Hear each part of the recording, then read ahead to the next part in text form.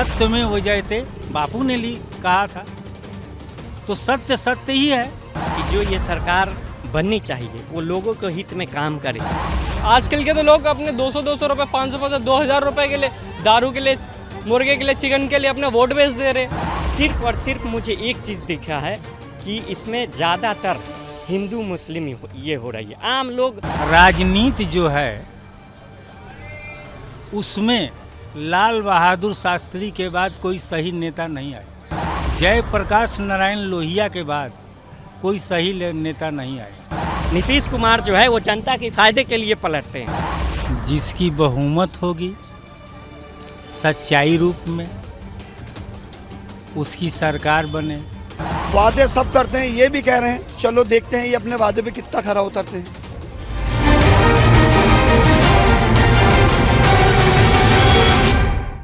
चांदनी चौक लोकसभा क्षेत्र में एक सवाल बार बार उठाया जा रहा है कि वोटों के बहुमत से सरकार, इसी पर कुछ बात करेंगे।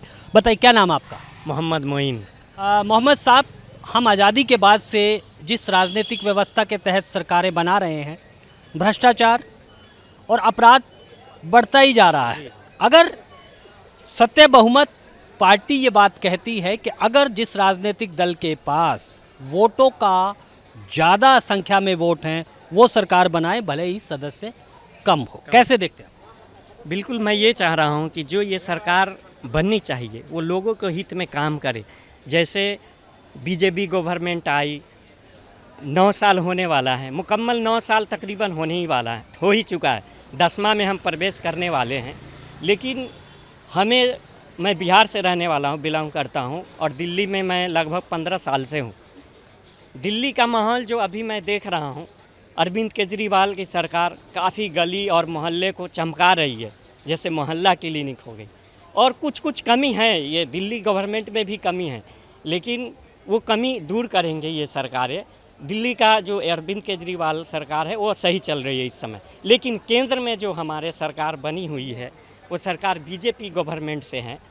तो इसमें सिर्फ और सिर्फ मुझे एक चीज़ दिखा है कि इसमें ज़्यादातर हिंदू मुस्लिम ये हो रही है। आम लोग रास्ते से गुजर रहे हैं, और हम एक मतलब राजनीतिक से तो है नहीं, लेकिन लोगों को मिलते, हमारे दोस्त काफ़ी हिंदू लोग हैं मतलब, लेकिन कुछ ऐसे लोग चलते हैं, हमें देख के नारा लगाते हैं जय श्री राम। हम तो हंसने लगते हैं, क्या माहौल बना रहे हैं आप लोग।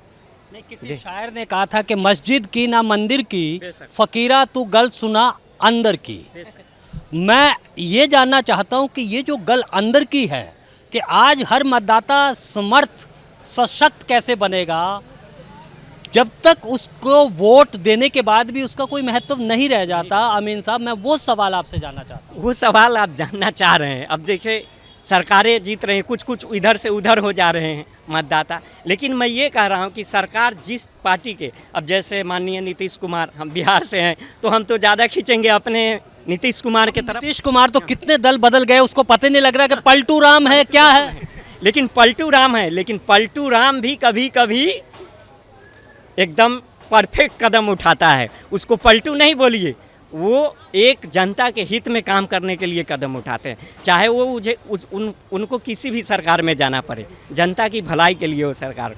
तो हम तो ये चाहेंगे कि आप पलटू राम को पसंद कर रहे हैं? बिल्कुल, हम पसंद करते हैं।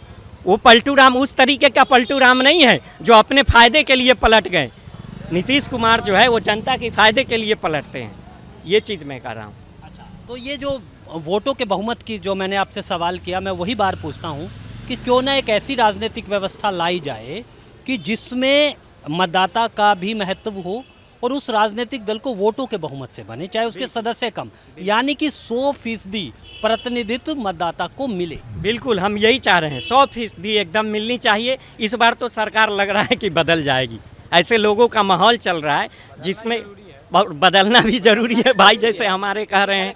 क्योंकि मैं दिल्ली सरकार के मतलब एक मंत्री के लड़की के यहाँ मैं जॉब करता था, और नोटबंदी से हमने अपना जॉब खोया है। 35-40 हज़ार रुपया। मैं एक फैशन डिज़ाइनिंग का आर्टवर्क बनाता हूँ, आर्टिस्ट हूँ, ठीक है। तो मैं ये अपना नौकरी खोया है नोटबंदी से, और उसके बाद लॉकडाउन हुए, मतलब काफ़ी हम परेशान हुए। अब जाके हमने एक छोटा सा काम अपना शुरू किया है, अपना ही एक छोटा सा दुकान लेके हम आर्ट वर्क बनाना कि लोगों में मिले, फिर अपना धीरे धीरे बढ़ा रहे हैं इसको। हमने बहुत परेशानी उठाया है। लेकिन अमित साहब एक बात बताइए, मोदी जी विदेशों में जाते हैं, आज हर कोई चाहे वो प्रधानमंत्री है वो चरणों में है, कोई अमेरिका की गायिका है वो चरण में है, कैसे देखते हैं इसको? अरे भाई साहब ये सब जुमला है। आप देखिए, हम भी न्यूज़ देखते हैं, एक से एक न्यूज़ हम भी देखते हैं, लेकिन इसमें समझ में आता है कि दिखाया क्या जा रहा है। 2-3 एंकर अभी गया है जिसको लोग गोदी मीडिया के नाम से मशहूर कर रहे हैं। अब मैं नहीं जानता हूं कि वो गोदी मीडिया है या क्या है, लेकिन मैं ऐसे लोगों को देखा हूं कि सिर्फ और सिर्फ जो भीड़ लगी हुई है वो कैमरा दिखाया जा रहा है, वाह वाह वाह मोदी जी, वाह वाह वाह, लेकिन अंदर की बात को देखिए, तारीख उठा के देखिए, सारा चीज़ जब आप डिटेल देखिएगा तो हमारी सरकार जीरो टॉलरेंस पे जा रही है। सत्य बहुमत को स्थापित करने की मांग, यानी कि सच मायने में लोकतंत्र वही है जहां पर जनता का मत हो, यानी कि बहुमत जनता जिसे दे वही सरकार बनाए। सत्य बहुमत की बात हो रही है। चांदनी चौक लोकसभा क्षेत्र से कहा जा रहा है कि जिस राजनीतिक दल के पास सबसे ज़्यादा मत हों, भले ही सांसद कम हो, वो सरकार बनाए, तभी भ्रष्टाचार और अपराध मुक्त हो सकता है देश। सही है, आपकी जो कहना है वो तो बिल्कुल सही है। जिसकी बहुमत होगी सच्चाई रूप में, उसकी सरकार बने, बढ़िया तरीके से कार्य हो, आदमी को जो है न्याय मिले, ये तो बहुत अच्छी बात है, आपकी सोच, आपका विचार। लेकिन चलने लोग नहीं देंगे, इसलिए कि जिसकी लाठी उसकी भैंस चल रही है। जिसकी जनसंख्या ज़्यादा है उसका बोलबाला है। आपके साथ एक भी आदमी नहीं है तो आपकी नहीं चलेगी। जिसके साथ 10 आदमी रहेगा उसकी बात मानी जाएगी। तो आप जो सोच रहे हैं वो कभी नहीं होगा। अच्छा, एक चीज़ ये बताइएगा कि क्यों हम एक विचार रखें कि अगर आज आप एक राजनीतिक दल से ये घोषणा आज करा दीजिए या मौजूदा सरकार से करा दीजिए कि जिस भी राजनीतिक दल को वोट ज़्यादा मिलेंगे 100% प्रतिनिधित्व मतदाताओं का, पक्ष का भी और विपक्ष का भी हो जाएगा, तो वाकई राम राज्य तभी आ पाएगा। राजनीति जो है उसमें लाल बहादुर शास्त्री के बाद कोई सही नेता नहीं आया। जयप्रकाश नारायण लोहिया के बाद कोई सही नेता नहीं आया, तो फिर देश कैसे चलेगा? स्त्री को शर्म नहीं है, बनिया नरम नहीं है और शासन गरम नहीं है। मैं देशभक्त श्री बच्चालाल भारत, रसड़ा बलिया उत्तर प्रदेश बोल रहा हूँ कि मुझे दूरदर्शन पर मौका दिया जाए कि मैं देश के लिए कुछ बोल सकूं। अब यहाँ सड़कों पर मैं क्या बात करूं? आप भी जो है टूटी फूटी लेकर घूम रहे हैं, आपका भी कोई बोलबाला नहीं है, आपका भी कोई महत्व नहीं है। दूरदर्शन पर मुझे बुलाया जाए। लेकिन मुझे ये लगता है महत्व की जहाँ तक बात आपने कही, प्रयास कर सकते हैं हम, आप कह सकते हैं, हम लोगों को बता सकते हैं, माने ना माने तो जनता के पास, अगर सही लगेगा तो जनता मानेगी। और मेरा तो काम है, माइक पत्रकार हूँ, पत्रकार का काम तो सूचना देना है, मैं वो कोशिश कर रहा हूँ उस काम को करने की। आप कर्म कर रहे हैं, उसका फल तो जनता के बीचों बीच न है, आपका तो कोई दोष है नहीं। लेकिन जनता जो है इसको नहीं न मानेगी। जहाँ चारा मिलेगा, जहाँ भरपूर शक्ति मिलेगी, उधर न जाएगी। आप जब खाली रहेंगे तो आपके पास कौन आएगा? तो लेकिन मुझे बताइए, आप मानते हैं कि सत्य बहुमत का विचार एक सही विचार है? विचार तो सही है, सत्य में वो जयते बापू ने कहा था। तो सत्य सत्य ही है। आज तुम झूठ बोल सकते हो, लेकिन सच्चाई तो एक दिन सामने आई भी करेगी। तो आपका भी विचार बढ़िया है, आप जिस पर चल रहे हैं वो भी अच्छा है। एक बात तो साफ हो गई है कि सत्य बहुमत यानी कि 100% प्रतिनिधित्व की बात जो करेगा या जो वोटों के बहुमत से सरकार बनाएगा, यही एक विकल्प है, यही एक देश को बचाने का संकल्प है, जिसकी आवाज़ चांदनी चौक लोकसभा क्षेत्र से उठ रही है और एक दिन ये क्रांति बनकर देश में भी स्थापित होगी, ऐसा यहाँ पर लोगों का कहना है। अच्छा, मुझे ये बताइएगा कि सत्य बहुमत पार्टी जी एक राजनीतिक दल, जी वो ये कहता है जी कि अगर वोटों के बहुमत से सरकार बने, उस नेता के नेतृत्व में जिस राजनीतिक दल को सबसे ज़्यादा वोट मिले दूसरे दलों की अपेक्षा, अगर उसकी सरकार बने तो भ्रष्टाचार मिट जाएगा, ठीक है। अपराध मिट जाएगा। आप कैसे देखते हैं इसको?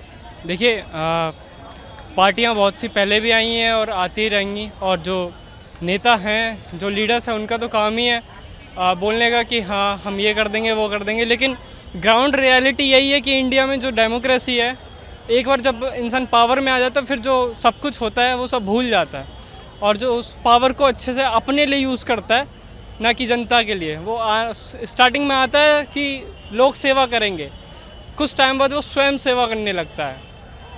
आप बहला फुसला के जनता को हिंदू मुस्लिम करके कुछ भी करके आप वोट तो ले लोगे एक बार, लेकिन वोट आप जिस चीज़ के लिए ले रहे हो, एक्चुअल में वो डेवलपमेंट हो पा रहा है? प्रेजेंट गवर्नमेंट है, मैं आप जस्ट एक एग्जांपल देना चाहूँगा। प्रेजेंट गवर्नमेंट ने क्या किया है, हर चीज़ मतलब ठीक है चल रहा है, लेकिन जो हम यूथ के बारे में देखिए, देखिए अब लोग एम्प्लॉयमेंट पे बात करते हैं, एजुकेशन पे बात करते हैं। इस ईयर का जो बजट है, आपने अगर पढ़ा होगा तो आपने देखा होगा एजुकेशन को कितना मिला है, कितने परसेंटेज एजुकेशन को मिला है। मैं आपसे ये पूछना चाहता हूँ, आप एजुकेशन को क्यों बढ़ावा नहीं दे रहे, ये बताइए। देखिए, आपने एक बहुत महत्वपूर्ण बात कही है कि नेता वादे करते हैं, लेकिन हम ये चाहते हैं कि समाधान की बात करें। बिल्कुल। हमने आज़ादी के बाद देखा सरकारें तब अपनाई जब तक सरकार चुनने का तरीका, हमारी राजनीतिक व्यवस्था, बहुमत क्या है, यही नहीं जब संविधान में लिखा, तो हम ये चाहते हैं कि वोटों के बहुमत से सरकार बने। आप क्या लगता है कि इस बार वोटों के बहुमत से ही सरकार बननी चाहिए? देखिए, सरकार तो पहले भी बनी और इस बार भी बनेगी। वोटर्स कौन है, सबसे छोटी चीज़ आप पहले जानिए, वोटर्स कौन है। डेमोक्रेसी है इंडिया में, लोग क्या हैं, लोग हैं। लोग जो वोट करते हैं, एक्चुअल में उन्हें पता ही नहीं होता कि वोट किस चीज़ के लिए दे रहे हैं वो। अगर कोई कह रहा है कि कोई लीडर कह रहा है कि हाँ हम हिंदू राष्ट्र बना देंगे, हम ये कर देंगे वो कर देंगे, झूठे झूठे वादे कर देंगे, भाई क्यों दे रहे हो वोट? आजकल के तो लोग अपने 200 रुपये, 500 2000 रुपये के लिए, दारू के लिए, मुर्गे के लिए, चिकन के लिए अपना वोट बेच दे रहे।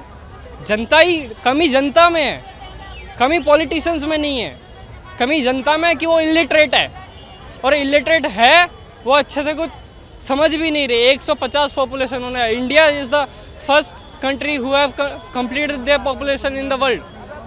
सबसे ज़्यादा पॉपुलेटेड कंट्री हमारा इंडिया बन चुका है। और आप वोट बैंक की बात करते हो, हर एक इंसान यहाँ पे वोट दे सकता है। हम 18+ हो गए, हम वोट दे सकते हैं, लेकिन वोट किस चीज़ पे दे रहे हैं? वोट दे सकते हैं, लेकिन आप चुनाव नहीं लड़ सकते। हम बिल्कुल चुनाव लड़ सकते। 18 साल की उम्र में चुनाव नहीं लड़ सकते। 18 पे चुनाव नहीं लड़ सकते, कोई बात नहीं। ऐसा क्यों? जब आपको वोट देने का अधिकार है तो आप चुनाव क्यों नहीं लड़ सकते? लड़ना चाहिए। बिल्कुल लड़ना चाहिए। चुनाव लड़ने के लिए भी एक सीमा है। 22-23 के बाद हम बिल्कुल चुनाव लड़ेंगे। इवन मेरा भी ड्रीम है कि अच्छे से लॉ कॉलेज के बाद मैं भी बिल्कुल पॉलिटिक्स में आऊँ, और ज़रूर आऊँगा।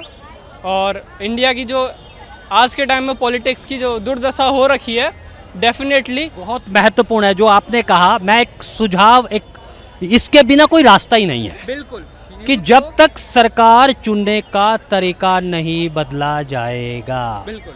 वोटों के बहुमत से हम सरकार, सांसद चुनते हैं, बिल्कुल। विधायक चुनते हैं, और वो जो सांसद हैं, जो विधायक हैं, वो बिक जाते हैं। बिल्कुल। कभी पूंजीपतियों के हाथ में, correct. कभी नेताओं के हाथ में, कभी अपराधियों के हाथ में। अगर देश को आगे बढ़ाना है तो बहुमत से सरकार बनानी होगी, जनता के बहुमत से। आप युवा हैं, आपके विचारों में वो पैनी दृष्टि है। क्या चाहेंगे कि सत्य बहुमत को लाइए, सरकार कोई भी बनाए? देखिए, सरकार कोई भी लाए, सिंपल सा मेरे को जो समझ आता है मैं वो बता रहा हूँ। आज के टाइम में इंडिया में यूथ का आना बहुत ज़रूरी है, क्योंकि इंडिया के अंदर इतना यूथ है और यूथ के अंदर इतना पोटेंशियल है कि आज के टाइम में अगर इंडिया की जो भी कंडीशन है वो सुधर सकती है सिर्फ उसी यूथ के लिए, क्योंकि इंडिया के अंदर सबसे ज़्यादा एक तो यूथ है, ठीक है। और आज के टाइम में मैंने जैसा कि आपको पहले ही बताया, आज के टाइम में जो लोग वोट्स देते हैं किस नाम पे देते हैं आपको भी पता है। आज के टाइम में कैसी पॉलिटिक्स हो रही है, पॉलिटिक्स 1947 में कैसी थी और प्रेजेंट टाइम में कैसी होगी, 71 के बाद से पॉलिटिक्स कैसी होगी आप भी जानते हैं। अगर आपने हिस्ट्री पढ़ी होगी तो 71 में इमरजेंसी के बाद जो पॉलिटिक्स रही है वो कैसी रही है आप भी बिल्कुल भी जानते हैं। किसी भी समय की सरकार रही हो, लेकिन नहीं, इन्होंने सिर्फ एक ही काम करा है, जो जैसे ऊपर जा रहा है बस उसकी हेल्प करी है, जो नीचे है वो एक्चुअली आज भी ही नीचे है। उसका काम वो है सुबह उठना, शाम को काम पे रहना, फिर सुबह वापस आना। उसकी रोज़ की ज़िंदगी इसी टाइप की चल रही है। उसमें बहुत, समझो ये मेरा ऐसा मानना है, 70% लोग इस वक्त भारत के 70% लोग इस वक्त भारत के इसी परेशानी में मुब्तला हैं। लेकिन हमारी सरकार, हमारे जो आने वाले लोग हैं या जो पार्टियां जो अब मौजूदा हालत में हैं, वो लोग उस चीज़ की तरफ जरा सा भी ध्यान नहीं देते। वायदे बहुत होते हैं और यही सोच के हम ये कोशिश करते हैं, हर दफ़ा वोट डालने की कोशिश करते हैं कि हम जो अब नया चेहरा लाएंगे, कुछ नया होगा हमारी आने वाली पीढ़ी के लिए, हमारे बच्चों के लिए या हमारे भविष्य के लिए कुछ नया करेंगे, ये लोग कुछ नया करेंगे।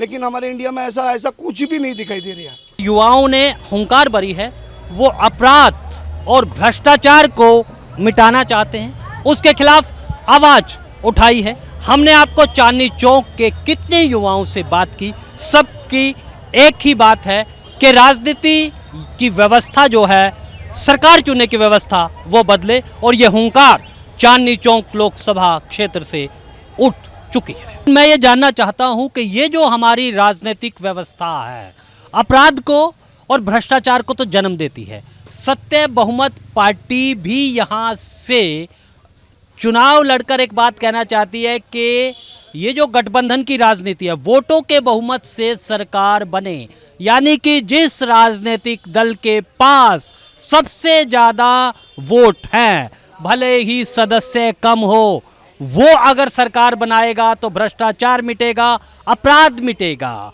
यानी कि 100% प्रतिनिधित्व देने की बात कह रही है। कैसे देखते हैं इसमें? देखो, वादा तो करा है और ये लोग यकीन भी दिला रहे हैं। ये तो अब से समझो मेरी 40 साल की उम्र है, मैंने कम से कम कुछ भी नहीं तो 8 मुख्यमंत्री चेंज हो गए जब से मेरा जन्म हुआ है। वादे सब करते हैं, ये भी कह रहे हैं, चलो देखते हैं ये अपने वादे पे कितना खरा उतरते हैं।